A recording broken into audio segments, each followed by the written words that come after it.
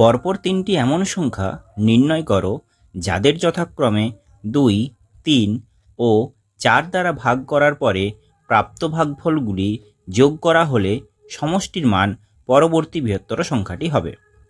আলোচ্য প্রশ্নটির সমাধান আজ আমরা সলভ করব। তাহলে শুরু করা যাক।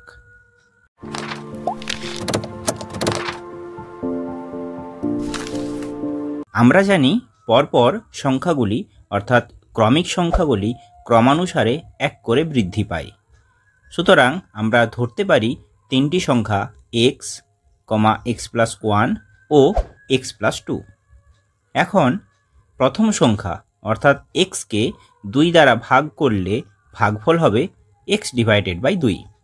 দ্বিতীয় সংখ্যা x+1 3 দ্বারা ভাগ করলে ভাগফল হয় x+1/3। তৃতীয় সংখ্যা x+2 কে 4 দ্বারা ভাগ করলে ভাগফল হয় x+2/4। অঙ্কে ছিল ভাগফলগুলি যোগ করা হলে সমষ্টির মান পরবর্তী বৃহত্তর সংখ্যার সাথে সমান হয়। তাহলে পরবর্তী বৃহত্তর সংখ্যা হচ্ছে x+3। সুতরাং আমরা শর্তানুসারে লিখতে পারি x/2 plus x+1/3 plus x+2/4 সমান x+3। এখন লসাগু করলে পাই 12। অতএব লব পাবো 6x plus 4x plus 4 plus 3x plus 6 সমান x+3।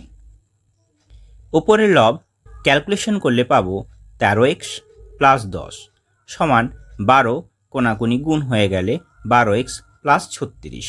এখানে সলভ করলে আমরা x সমান পাবো 26। সুতরাং পরপর সংখ্যা তিনটি হলো 26, 27 ও 28। এটাই আমাদের প্রশ্নের অ্যান্সার।